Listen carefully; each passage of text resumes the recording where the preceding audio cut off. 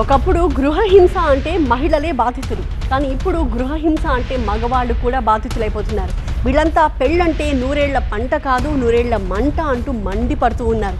మరి ఈ మధ్య కాలంలోనే మగవాళ్ళు బాధితుల లిస్టులో ఎందుకు ఎక్కువగా చేరిపోతున్నారో తెలుసా? అంటే వినిపించే సమాధానం టీవీ సీరియల్ అని. ఎస్, సీరియల్స్ కారణంగానే మగవాళ్ళు బాధితులు అవుతున్నారని మేము చెప్తున్న మాట కాదు. ఏకంగా మహిళా కమిషనే మగవాళ్ళు పడుతున్న బాధలపై ఆవేదన వ్యక్తం చేస్తూ చెప్తుంది.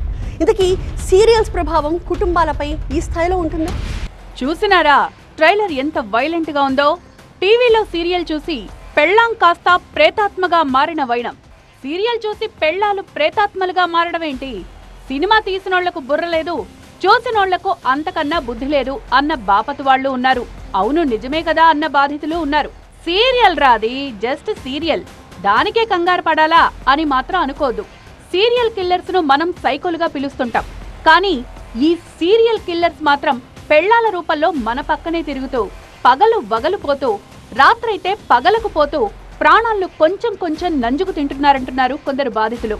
ఒకటి, ఇదేదో వినేందుకు వింతగా, యాక్షన్ తీసుకునేందుకు కొత్తగా ఉన్నా సీరియల్స్ లో మగవాళ్లు ఎక్కువగా బాధపడుతున్నారన్న విశ్లేషణలు వస్తున్నాయి.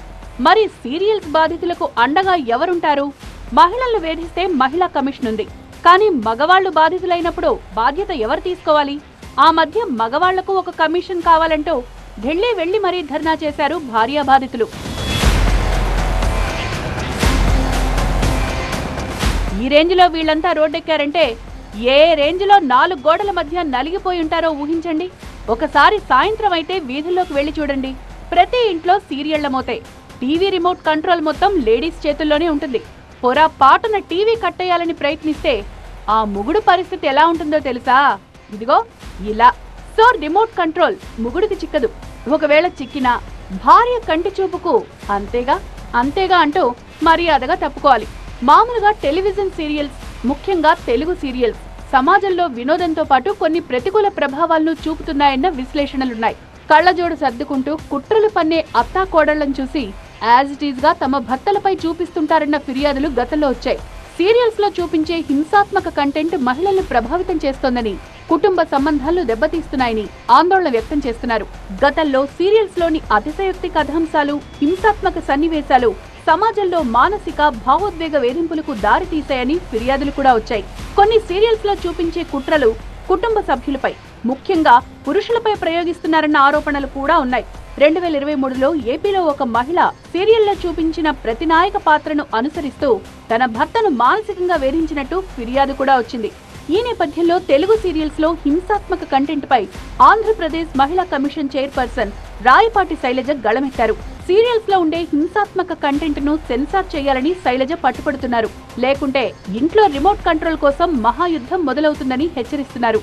సో అది ట్రూ. దాన్ని ఏం చేయాలి అనేది మరొక యాక్షన్ ప్లాన్ వేసుకొని ఆ కన్సర్న్డ్ వాళ్ళతో మాట్లాడటం, టీవీ బ్రాడ్కాస్టింగ్ అయితే వాళ్ళతో మాట్లాడి ఇలాంటి ఏం మెసేజ్ ఇవ్వాలని మీరు దీన్ని ఇలాంటి సీరియల్స్ తీస్తున్నారు అనేది అది మాట్లాడి కూర్చొని గవర్నమెంట్ హై లెవెల్ నుంచి వచ్చి అందరూ వాళ్ళ ఒపీనియన్స్ ఇచ్చి చేయాల్సిన పని. ఎందుకంటే అల్టిమేట్లీ లైవ్స్ ఇన్వాల్వ్ అవుతున్నాయి కదా, అక్కడితో సీరియల్ చూసి వదిలేస్తే పర్లేదు, దాన్ని బేస్ చేసుకొని ఇంకొక లైఫ్ని ఎఫెక్ట్ చేయటం అనేది తప్పు. మొత్తానికి సీరియల్స్ వల్ల ఎంతో మంది ఎఫెక్ట్ అవుతున్నారని, ఇందులో మగవాళ్లే ఎక్కువగా బాధితులవుతున్నారన్న ఆవేదన, ఆందోళన మహిళా కమిషన్ నుంచే రావడం మేలుకొలుపు లాంటిదంటున్నారు భార్యా బాధితులు. మరి చూడాలి సీరియళ్లలో ఆడ విలన్స్ అరాచక సీన్లపై ఎలాంటి చర్యలుంటాయో.